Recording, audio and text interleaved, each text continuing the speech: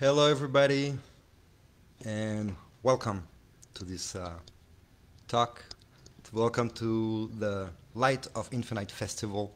Thank you so much for joining, for watching that video. Thank you, Erez, for putting that amazing festival together. Thank you, everybody who is involved and that brought me to here to be able to share some thoughts with you all. I'm very excited for this opportunity, very grateful for it. And before I start, I invite everyone to take a deep breath so we can dive in and be fully present. So I'm going to take a series of 3 breaths. Deep breath. In and out. I invite you to do it with me, wherever you are. Just a nice way to get in.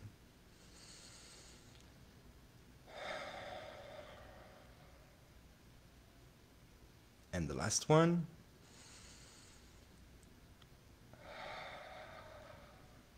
Okay, here we are. So, tonight, I wanted to talk about what I call a spiritual psychedelic journey guided by Torah. And I'm going to explain the title in a second. And more than a talk, I would love it to be an experience. If we can all experience a journey together, that would be amazing.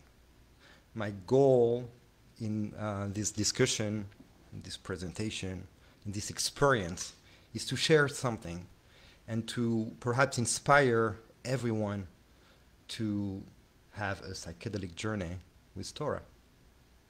So why did I choose that title, and what does that even mean?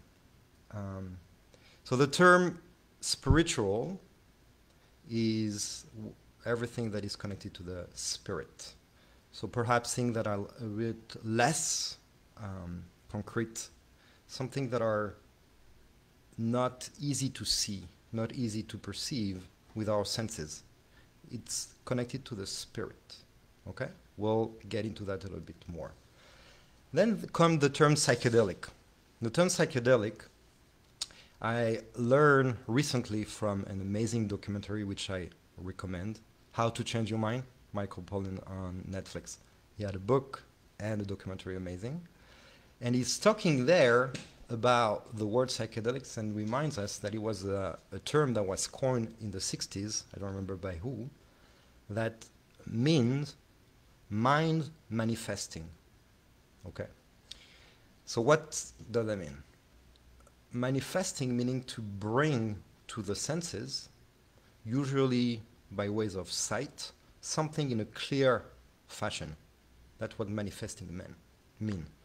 And so mind manifesting means that the mind is coming and appearing in a clear and concrete way to the rest of our senses, and usually sights.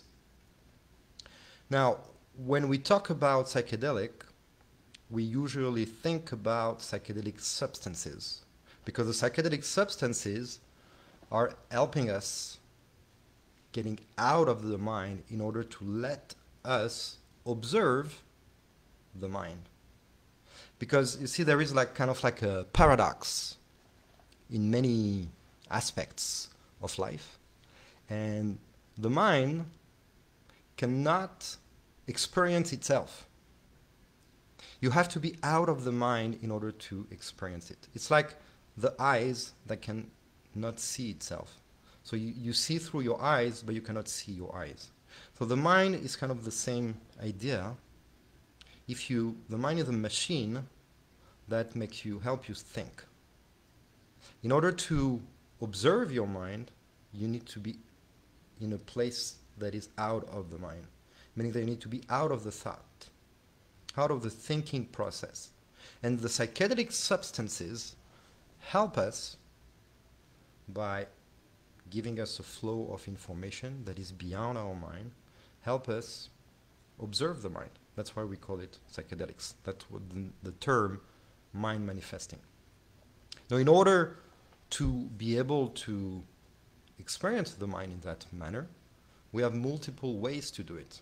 The substances are one way, the psychedelic substances, but we have other ways. We have meditation, we have hypnosis, and we have many other ways. And for the purpose of our discussion tonight, we also have texts, and more specifically, spiritual teachings, such as the one that we can find in the Torah. The spiritual texts, what they do, when you immerse yourself in them, you get beyond your mind.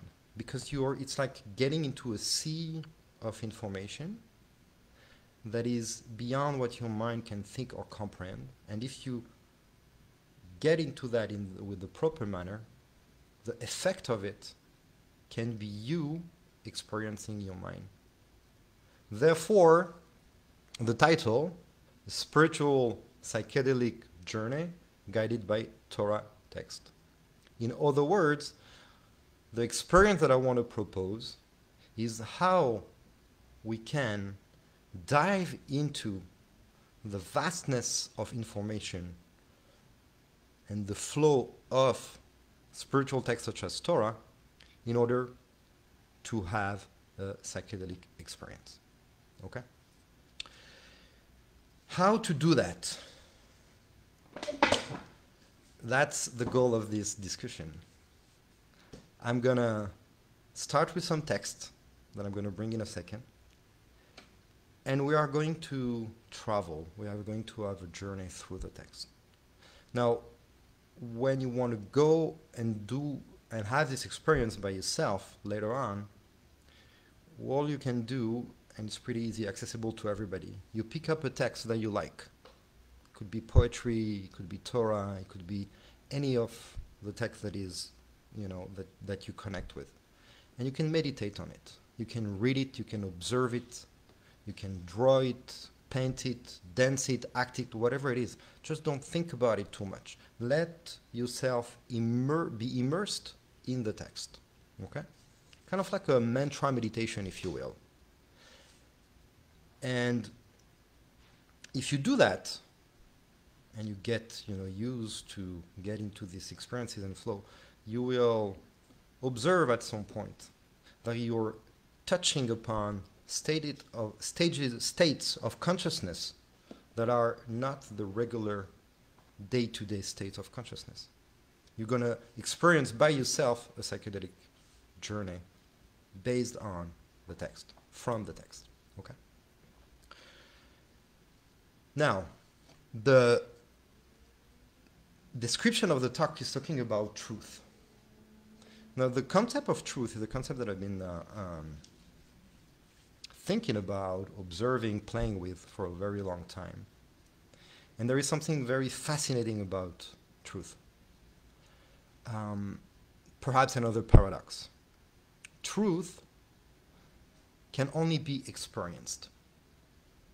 So you have, in order to touch upon truth, in order to feel truth, you have to experience it.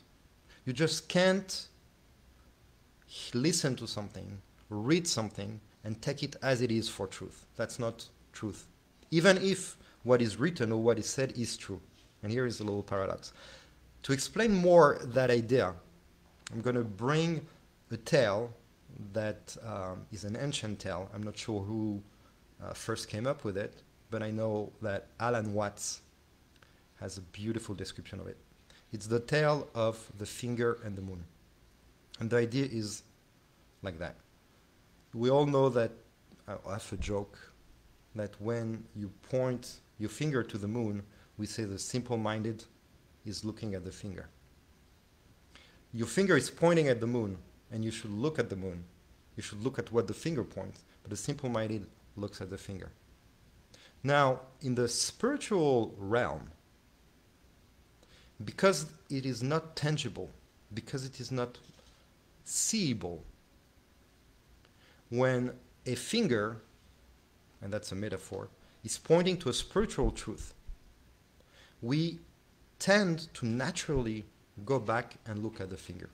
And we forget that the finger is only a pointer to something else. So we are getting stuck into that paradox that we need a finger to point at something. We remember that the finger is pointing, so sometimes we experience that truth that is pointed by the finger. But because it's not seeable, we forget and we go back to the finger. So we go back to be that simple-minded who confuses the finger with the moon, just because the moon is not seeable in the spiritual realm. I hope that makes sense. The idea behind that is that a lot of the spiritual teachings are pointing to something. And the teaching themselves, the text itself, the word, the ideas, are all pointers to an experience of truth. So when you read a text, for example, Torah, we're talking about Torah, but any spiritual text really, the text is pointing to a spiritual truth that you can not see, you cannot grasp. But if you look at it enough, if you remember every time that the text, the discussion, the talk is but a pointer to something else, then we have a chance to actually experience or see the truth. To put it in different words, when I read something, when I say something, even if it resonates true to you, for example, if I say to someone who never came out of his room that the sun is warming up the skin, what I say is true. But for that person who never experienced the sun, if he believes what I say, it's not truth anymore. It's a belief. And even though what I say is true, for the person, it doesn't experience that truth. For him to experience that truth, he has to go out and experience the sun on his skin. So then, if two people who experience sun on their skin are talking and say, the sun is warming up my skin, they understand that the truth of the sentence is not the sentence itself, but it's the experience that the sentence is referring to. So when people discuss and they had the same experience, language is a good enough pointer to go back to the experience, and they can both experience that truth. But if you talk to someone who didn't experience the same thing as you, it becomes a little complex. And because it is so difficult to know what somebody else has experienced, and perhaps, and most likely, in many aspects of our beingness, our experience is pretty unique, even though we have some common ones. Language and text are never enough to express truth. Therefore, when we talk, when we read, even Torah, even the spiritual text, we have to always remember that they are pointing to something, and they are but an invitation for us to experience that truth by ourselves. I hope it's not too confusing. In short, what I want to say is use your critical thinking and use your heart to feel and to experience whatever is said and make it yours. Don't believe or trust just because it is said or written. Just make it yours. Feel it out. And if something doesn't sit with you, if something doesn't feel right, try to understand what's going on there. By doing that, when you constantly reading a text, talking, experiencing all of that, and making it like as opposed to you, how you feel and everything, you will slowly make your way to finding your own truth, to experiencing your own truth. And the text will help you as a pointer to yourself, to that own experience. Now, we're going to try to do that together tonight. And again, the invitation is for everyone to do that exercise for themselves, by themselves, with any text they choose, as a practice perhaps, or as a hobby, as a curiosity. It's an amazing journey when we embark on it, and that's what, to me, I call a psychedelic journey based on text. So in order to explore that concept and talking a little bit about truth, I choose a text from the book of Psalm, the Tehillim, and for those who want to follow with the text or go back later, the reference is the Psalm number 85, and the verse is the verse number 11 and 12. The verses are saying, I'm going to first read in Hebrew and then I'm going to translate it. Chesed ve'emet nifgashu, tzedek ve'shalom nashaku. Emet me'eretz titzmach, ve'tzedek mishamayim nishkaf. Meaning, loving kindness and truth met, justice and peace kissed. Verse number 2, truth from the earth will grow, and justice from the sky will be observed. Very poetic, beautiful text, but not necessarily easy to understand. So the invitation here is to go back to that text and try to visualize it a little bit. I'm going to read it again. Loving kindness and truth met. Justice and peace kissed. Truth from earth will grow, and justice from the sky will be observed. In order to bring a little bit of more light on these sentences and try to understand it, I bring a commentary from the Midrash. And for those who want the references again, it's called Midrash Bereshit Rabbah, and it's the chapter 8, verse number 5. The Midrash, which is a esoteric tales, these are presented as stories and discussion between rabbis. The stories of the Midrash usually are absolutely fascinating and almost impossible to understand. They go all over the place. And it's all allusions, and it's all like metaphor. It's very rich and beautiful read. The Midrash is bringing something. And again, it's all allegory, so I'm going to kind of translate it or read it. But remember that not only these are all categories, these are all metaphors, allegories, I meant. But also everything that is said is a pointer to something else. Okay? So the Midrash says, Rabbi Simon says that at the time that God was about to create the first man, Adam HaRishon, the first man, the angels came together in groups and they started to talk. And they started to discuss. So you have groups of angels discussing together, should the man be created or not? And they bring the discussion of the angels. And they say, some of them say, yes, the man should be created. Some of them say, no, the man should not be created. And they bring the verse of the psalm that I was just talking about.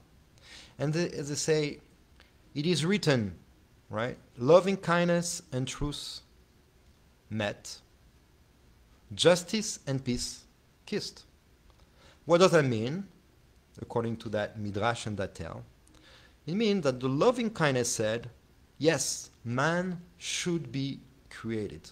Why? Because the man is capable of loving kindness. But truth, the angel of truth, said, no, we should not create the man, because the man is just lies. Then justice comes and says, yes, the man should be created, because the man is capable of doing justice, of giving tzedakah, which is the same word of justice, meaning charity, to help others, to establish order, to establish balance. That's within the capabilities of the man. So justice say, yes, the man should be created. But then peace comes and say, no, the man should not be created. Because man, human, I say man, but it's human, are just fights. They just always fight. So no, it should not be created. What did God do? God sent the angel of truth to the earth. And therefore, this is why it is written, V'tashlech emet arza. So the truth was sent down to earth. So then the angels came. I'm still on that tale of the Midrash. Yeah, the angels came and said to God, "Come on, Master of all the world, what are you doing? Why are you shaming your angel of truth like that? You should bring it back." And then God answered, "Here, I brought it back. It is written, truth from earth will grow." So that's the psalm that we just read. Okay? Chapter number 1, or portion number 1 of this crazy tale. And then they continue. Another rabbi comes and says, "You know what? It is written when the word was created on the day number 3. So if you go on Genesis, the account of the creation of the world, on day number 3, when God finishes his creation, he says it was tov meod, meaning it was very good. Meod means very. It's like mean above. And the rabbi says, meod, it means humans. So beyond, above, mean human. And there, for those who know Hebrew, there is a beautiful play on the words, because the letters in Hebrew for meod, which means beyond, are mem, aleph, dalet. And these are the same letters as Adam, human, aleph, dalet, mem. So he plays on the word and says the same letters, just in different order. We'll see what I mean in a second. And then he continues. Because it says that God, Elohim, saw, and he said it's very good, tov meod, he mean Adam tov, because meod and Adam is the same. So basically God decided that despite the discussion of the angels, that some says yes, he should be created, some say he shouldn't be created, God decided that overall humans are good. Continues, another rabbi comes and says, while the angels, so loving kindness angel, angel of truth, angel of justice, and angel of peace, while they were discussing between themselves, should man be created or not? God look at them and be like, too late. While your guys are discussing, it's already done. So your discussion is irrelevant. All right. So we wanted to understand the verses of Tehillim, of the Psalms, a little bit better. So we brought that midrash, and I think it's even more confusing now. What is the connection between all of that? What are the angels of loving kindness and truth that are discussing? One say yes, one say no. You should not create the man. The man is the liar. Human are liars. What are we talking about here? So one way to, that I think a beautiful way to understand all of that, this allegory, is to think about the human conditions. And basically, what it says here is that humans are capable of amazing stuff, as well are really, really horrible things. And some things for humans are beyond our reach. Some things are within our reach. But despite the fact that, according to our nature, there are some aspects, and in particular truth, that we are not able to reach, despite the fact that the human condition is such that we may never be able to arrive to full truth, because we are capable of loving kindness, the human condition is worth living. This is what he says, or one way to interpret this.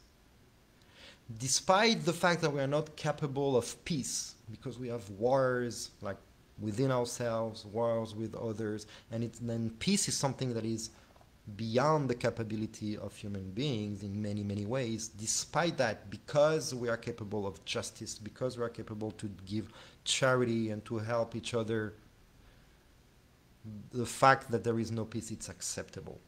So the idea is that as we go in our daily lives and we're facing our human challenges, we should not worry too much about that. The human experience is worth living. Don't obsess about your flaws. Don't obsess about the fact that perhaps truth, like a full-on truth, right? Like bringing yourself to a point that what you feel in your heart, what you think, what you do, everything is aligned, and everything is aligned with the higher truth that you perceive as your truth, despite the fact that it's extremely challenging to get there. Live your human experience, because you're going to be able to have some compassion, some loving kindness, and that is beautiful enough to save us from our own conflicts, for our own wars. Despite the fact that we're not capable of peace, still try your best. Be doing some justice, trying to give charity. That will make up for the fact that you cannot be peace. But not only the human condition needs to be or can be accepted for what it is, but it's worth being created. And it's not only worth being created, but it is tov meod. It is really good. It is really, really good. The human condition is really good, despite all of these things. Now, one way to understand that the human condition is really good, what does it mean, this play on words, that beyond and above, tov meod, really good, it's like human is good, what does it mean? There is another play on word that Kabbalah is making, and the word tov is associated with the realm of the soul, of the nefesh. If you want to check that, there is a technique, and I'm going a little bit technical, but forget that part if it's too much. But if you want to check, there is a technique of replacing letters in Kabbalah called atbash, meaning that you replace the aleph with the tav, the bet with the shin. You go kind of like symmetrical. When you go with that technique, the word tov, which is good, become the word nefesh, which is spirit, soul. So the idea is to say that when the human being is stuck within his human experience, ego, that is not in the realm of the spirit, this is where conflict arises. This is where truth cannot be met. This is where there is no peace. But when the human is going beyond, above, me'od Adam, above the regular day-to-day human condition, when we can attach ourselves to the world of spirit, the world of me'od, of nefesh, it becomes really good.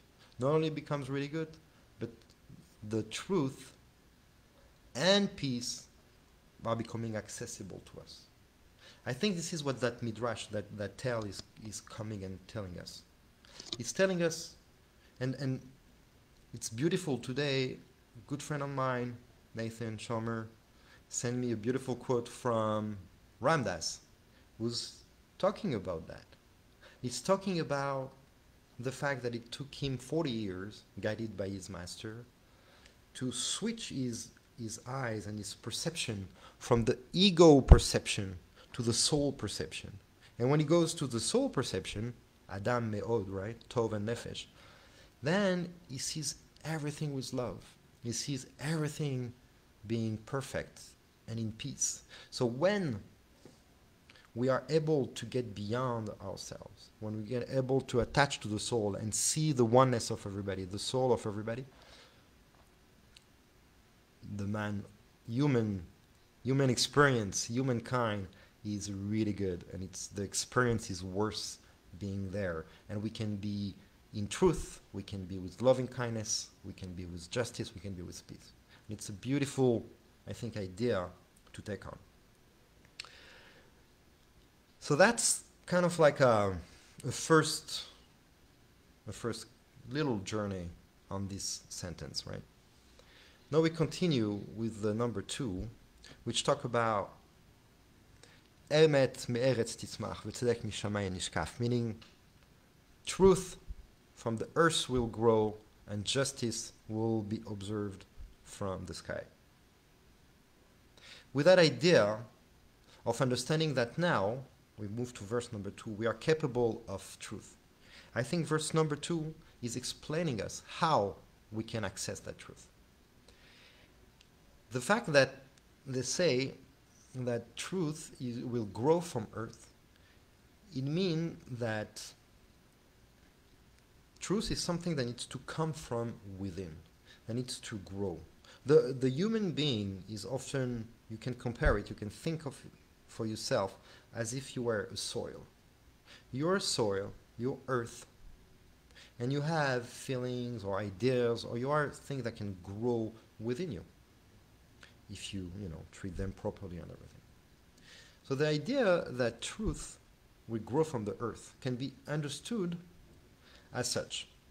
Truth needs to come from within you.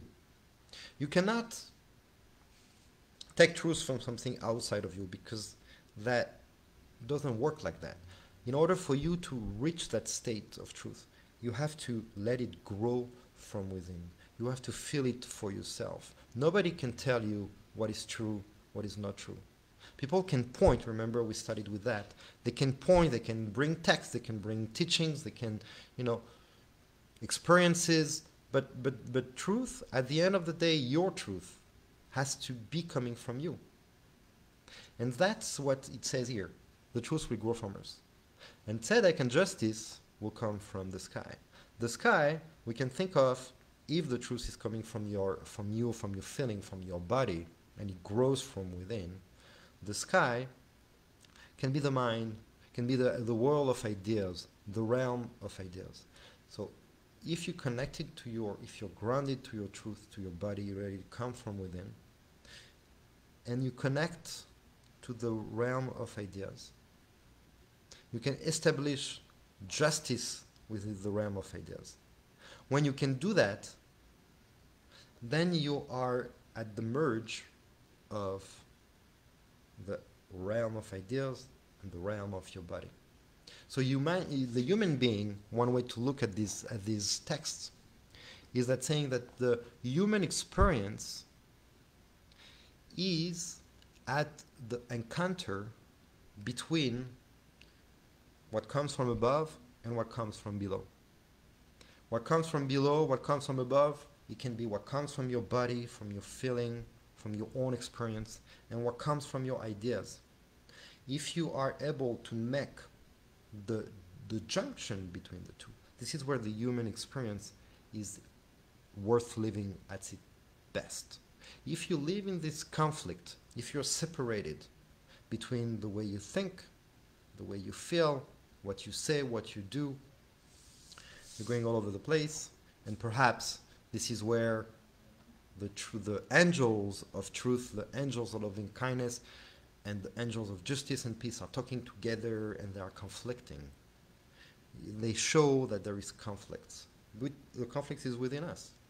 If we cannot find a way to have all of the aspects of ourselves meet and be in peace with that, then the human experience is terrible. And perhaps it would have been better not to be created.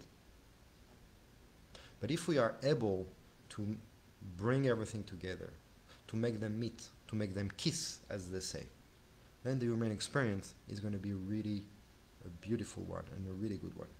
And no matter if we are able to do that or not, remember what the tale is saying at the end of the day. While there were the argumentation between the angels, God was like, it's too late, it's already created. So even if we are at a place of conflict, because we all go through that, sometimes it can be like years and years of conflicts for a moment of peace and then another years of conflict. So even when in the conflict space, we need to keep that hope. We need to keep that idea that the human experience, no matter what, is happening. That's what's happening. It's happening whether we are in peace or not, whether we find a way to live without conflict, in alignment, we find our truth or not. The human experience is happening, and the human experience is worth living, and the human experience is really good. That's the idea that is brought here in that tale and in that text.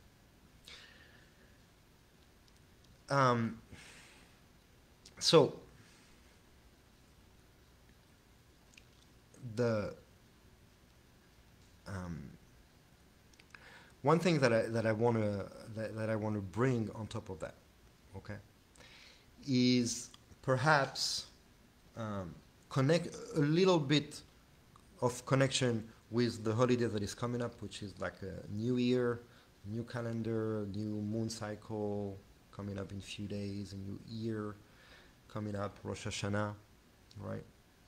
And one of other commentaries on this verse is doing another kind of like journey, which is also worth looking at. What he's saying there is that actually, when we talk about Erez and Shamayim, meaning earth and sky, we're talking about type of people or moments within people. Let's put it that way. The earth would represent most of our human experience.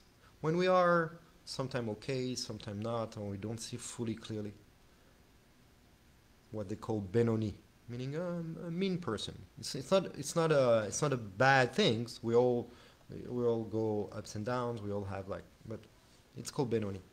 And Shamayim, the sky, represent the tzaddik, the righteous person, or us when we have this moment of full-on clarity.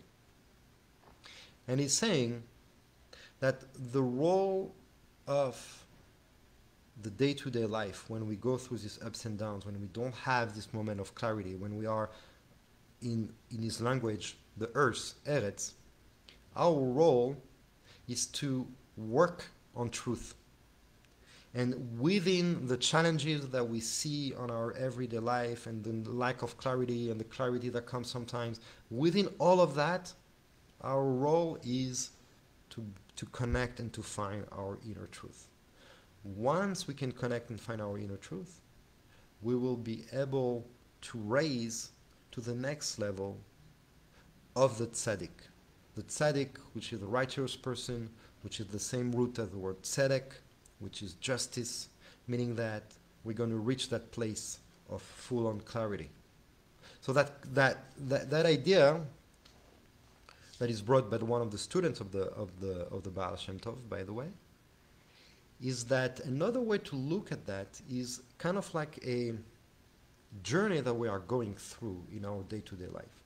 When we are living our challenges, if we want to raise above, we need to go back to ourselves to find our truth. Once we can find our truth, that is going to bring us to a place of full-on clarity, to a place where we have kind of like divine justice. Divine justice means that we see everything being exactly the way it should be. There is no more conflict. There is no more, oh, I wish this, I wish I were there, I wish I would do that, I wish the world was like that. You see everything exactly the way it is, and you see it as perfect, even within its perceived imperfection. So in order to raise to that vision of the world, we need to first find a way to find our own truth. So that's another idea, but I think they are both very connected. The idea to connect them both is the following. The human experience is a challenging experience many times.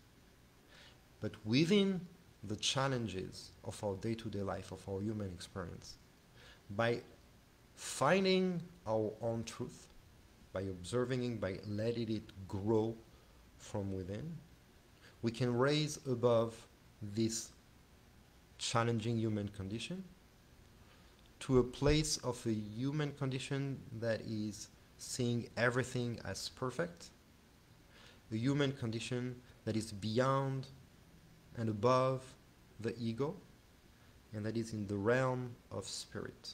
A human condition that sees everybody not as being different, being a threat, being this or that, but everybody as the same collective atom, human. We all but one soul divided in many different bodies. If you get stuck in your own challenges, and the human condition seems to be challenges after challenges, perhaps you are stuck in that vision of separatedness, that vision of the ego. And in order to raise above that, in order to connect to the spirit, to that collective, you need to find your own truth. So these are the two main commentaries and ideas that I wanted to bring, that hopefully are helping us traveling a little bit and getting a journey. Hopefully through that we could get a little bit out of our minds and see some manifestation of it. And there is something else that I want to add that I didn't see written anywhere, but I couldn't help myself but think about it. When it says, Emet me'eretz titzmach, the truth from the earth will grow. To me, it made me think of plant medicine. The plant grow from the earth, and I don't know whoever experienced some plant medicine yet or will in the future, but the plants, some of the plants, are helping us connecting to our truth. And I think that's possibly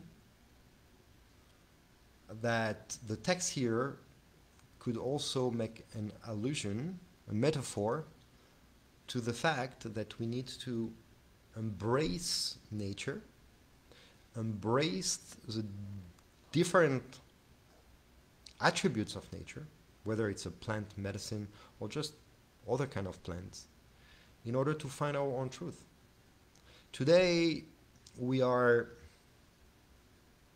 many of us, living in a world that is extremely disconnected from Earth, extremely disconnected from nature. We live in cities, we work on, concrete, we drive cars, we are in our apartments, and yeah, we see a park here and there, maybe we go to the beach from time to time, maybe we get a weekend away, but most of our day-to-day life is absolutely disconnected from Earth. And in such a state of disconnection from Earth, I believe it's very challenging to find truth. When you get yourself in nature, really immerse yourself in nature, and observe nature, you will see the natural organization that just coming from the ground, that is coming from the all, like it's like an ecosystem that is working perfectly all together. And we tend to forget it. And so I think it's an invitation also. Emet me'eretz titzmach, the truth from the earth will grow, to find your own truth. I think it's an invitation to go out more in nature, to connect with plants, to experience perhaps plant medicine. If you know what I'm talking about very powerful plants that can really help you connect. All of these are ways to find your truth. And so I wanted to add that little note at the end because it's tying back, I think, beautifully with the title of like the spiritual psychedelic journey. I think that not only the text can help us manifest our mind, but the text can be understood as inviting us to go experience nature, to go experience plant medicine. And so with that, I'm going to conclude by wishing everybody a beautiful new year. and inviting everyone to experience their own truth, to really apply critical thinking, to really feeling it out, and to not let anyone tell you how to think, what to think, including what I'm saying right now, which is the paradox. Try it for yourself, feel it for yourself, connect, find your own truth. When you feel truth, when you experience truth, you know it. You're shaking. You have, your heart beats differently. Everything. The experience of truth is shaking you. If you read something and it doesn't move you, then something is missing. So I hope I bless everyone and myself, everyone that is listening or not listening, here or not here, to have a beautiful year with many, many meaningful spiritual psychedelic journey, with text, with plants, with medicine. On every psychedelic journey, be careful.